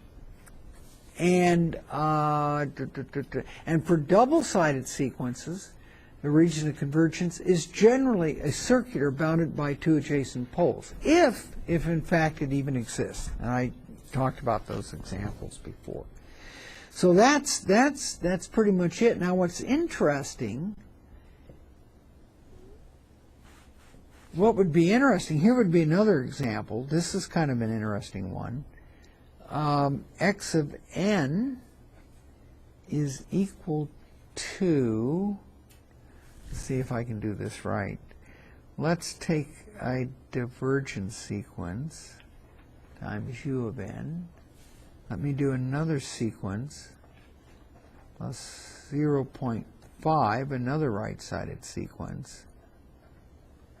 And then what the hell? I'm going to add in, let's see.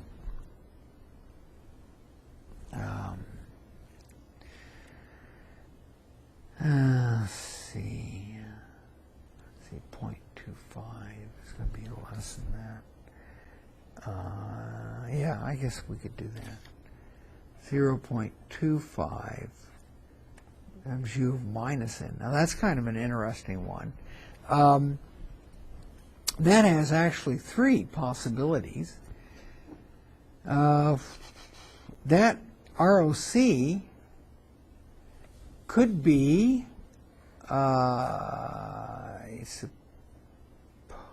yeah, I'm sorry. I have to come back to that one later on. I'm starting to get going a little bit too quick here. So I'll come back to that a little bit later.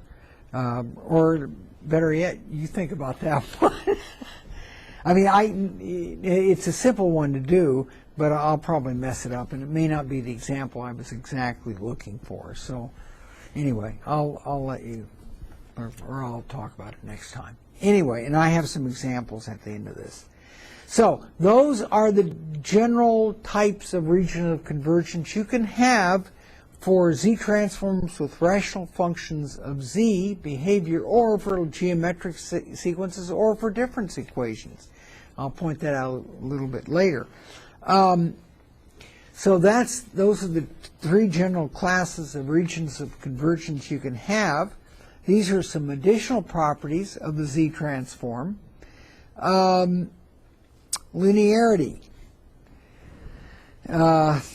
This is no surprise in this property. If you have a sequence which is a sum of two sequences, then the z transform will be the sum of the z transform, since it's linear. Done. Not quite yet done. Almost, but not quite. What about the region of convergence? What can you say about that? When you have a sum of two sequences, that's easy to write, W of Z, but what about the region of convergence? Well, as we will see later, in general, the region of convergence is equal to the intersection of the region of convergence of X and the region of convergence of Y. Okay, generally that's true, just like that first case we consider with the sum of two right-sided sequences. Or the case where we looked at a right-sided plus a left-sided. We showed there that the region of convergence, depending on the parameters, alpha and beta, were a annular region. Because one was less than, the other was greater than, and we took the intersection, or when we found the region of convergence for which both those sequences, the left and the right, converged absolutely, it was actually, if you look at it carefully, it was the intersection of two regions of convergence. But there is an exception to this case. This is generally true, but sometimes actually you can find, or the region of convergence could be actually everything. I'll write that as the entire complex plane. How in the world could that happen? Let me give you an example. Suppose that x of n, were equal to delta of n minus u of n, and suppose y of n was equal to minus u of n. What about that case? Well, you can clearly see what's happening. If you, add those two together, x and y, the u's cancel, see? Or I'm sorry, maybe that's plus here. Delta of n plus u of n, and y of n is minus u of n. You can see what's happening. The u of n's cancel out, and you're just left with the sum being delta of n, which has a z transform of 1, which everywhere is the region of convergence.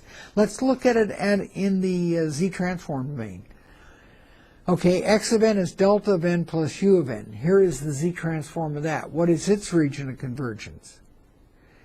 ROC is the set of magnitude z strictly greater than 1. Okay? How about y of z in the z domain? That's minus 1 over 1 minus z. The region of convergence is once again z greater than 1. See? So if you would take the intersection, you would say, well, the region of convergence of the sum would be magnitude of z greater than 1, exterior to that circle.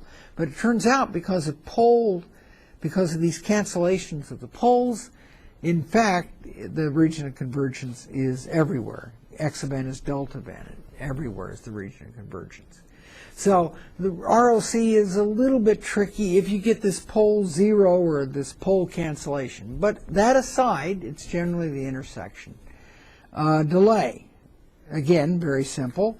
As it turns out, if W of n is x of n minus n naught, then, as it turns out, W of z is equal to z to the minus n naught times x of v. It's kind of like, just like it was for the DTFT when we introduced a time shift, we got e to the minus j omega n or k times DTFT. Well, here it's instead of e to the minus, it's c. Okay, so that's no surprise. Now, what about the region of convergence? Well, in this case, the region of convergence of W, the delayed version, is the same as the region of convergence. See, these regions of convergence, you gotta keep track, is the same as the region of convergence of X, except possibly, well, I'm just repeating what I wrote, except possibly at z equals 0. Okay? And z equals 0. What do I mean by that? Well, if, for instance, n naught were positive, okay, then, you're going to add some poles here at z equals 0. And you want to exclude those poles. Of course, in this case, the pole is just one dot, but you still want to exclude that. If, on the other hand, n naught is less than 0, then you have z to some positive power, and then it just has zeros at n equals 0. So possibly at z equals 0, depending on the sign of n naught. Same thing at z, as you let z go to infinity. As you let z go to infinity, if you noticed, and I didn't point this out, but when you go back and you take a look at this Z transform, if you look at it for a minute, you'll see that as Z goes to infinity, this is perfectly well defined. Everything's great, because all of these terms go to 0, all these terms go to 0. So this, and I didn't point this out, but I will, goes to, as Z goes to infinity, it goes to B naught over A naught. So actually you could say, you know, there really are no, everything's well behaved as Z goes to infinity. And you would like to be able to say that, so that's for that. You'd like to be able to say that when you have a simple delay, but you can't necessarily. Because if n naught were negative, that would be Z to the plus n naught, this thing could blow up. So, you know, it's just a little bit tricky. But generally, yes, the regions of convergence are the same except at 0 or this infinity thing.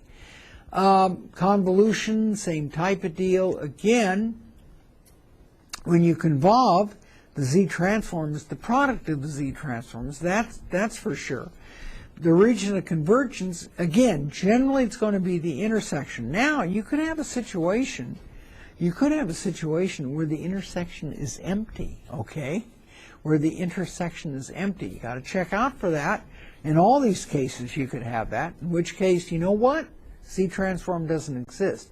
Have to have a region of convergence, which is non-empty, for the Z transform to exist. You also could have another situation where you get what I would call pole zero cancellation.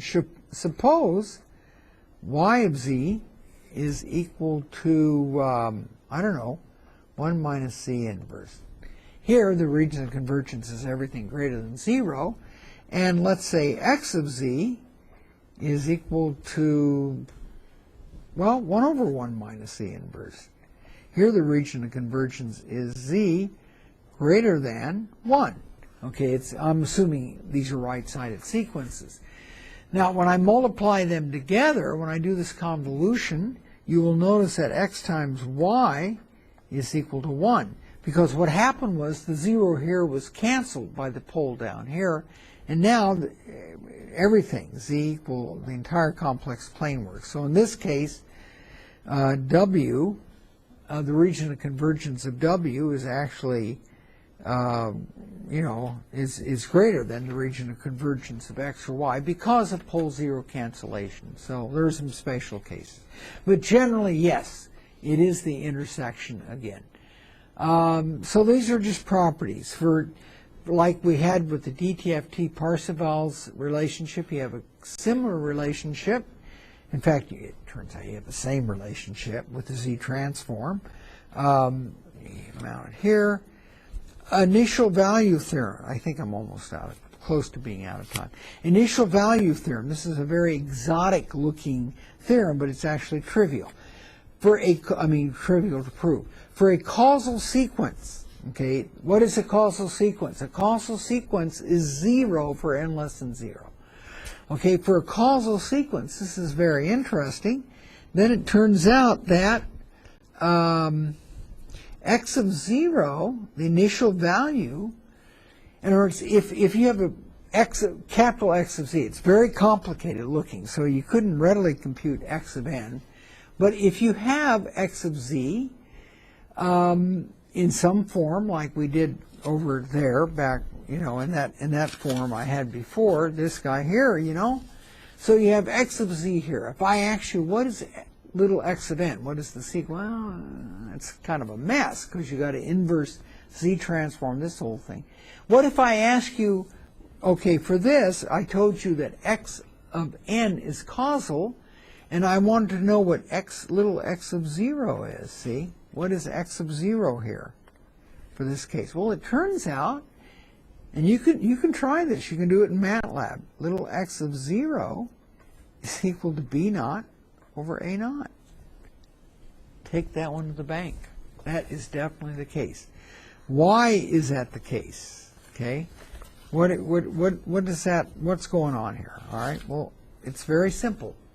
So for a causal sequence, then if you have x of z, you let z go to infinity, and you can determine what the first value in that sequence is. Why is this? Well, because what is x of z if the sequence is causal? It looks like this.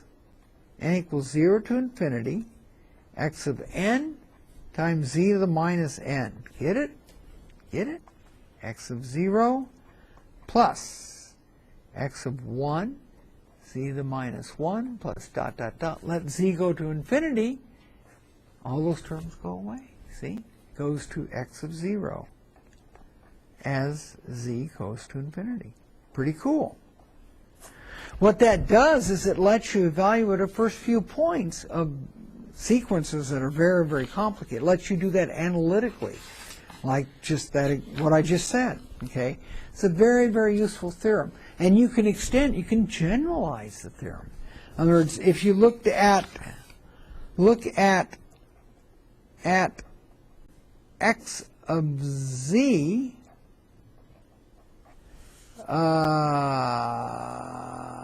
minus little x of 0, see? Look at that. Okay? Multiply that by z. Look at this. What does that equal to? Well, that's going to be x of 1 plus x of 2 times z to the minus 1, dot, dot, dot. So if you look at the limit, if z goes to infinity, I think this is correct. Double check me. Don't take anything I say. Always verify. 0, that goes to x of 1. So this is very, if it's causal, very, very useful theorem if you just want to know the first couple of values of the sequence without going through MATLAB or anything else. Very, very, very useful little result. So those are some of the properties. Those properties permit us to develop alternative conditions for causality and stability. Now, I will talk about those next time. This is getting at what I promised, namely that by looking at this, I can tell you if the sequence is causal, if it's stable. I can tell you all kinds of things. Well, already we know that right-sided, right-sided means the region of convergence is exterior, so you can tell if it's right-sided or left-sided pretty quickly. But I can also tell if it's stable. I can tell if a right-sided sequence is stable by looking at the pole zero plots. Okay, so we'll save that for next time.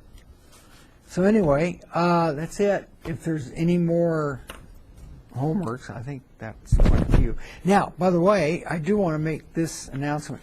Be on the lookout. I will post homework that's once again due in a couple of weeks. I'll post that up there in the next day or two, so keep an eye out for that. And also, I'm going to post pretty soon, probably by the weekend, maybe early next week, the first project. So keep an eye on that. And you will need MATLAB for that. So for those of you who are just getting the software together, you will have a chance to use it in the first project. So I will see you all next week. Have a good week. And for those of you who like hot, what? They won? Yes. Overtime. All right. See you next. The region of convergence always exists, right? Yeah, I mean, yeah, it does. Now sometimes it can be empty. So if it is empty, then it This concludes EE483 on Wednesday, June 4th, 2004.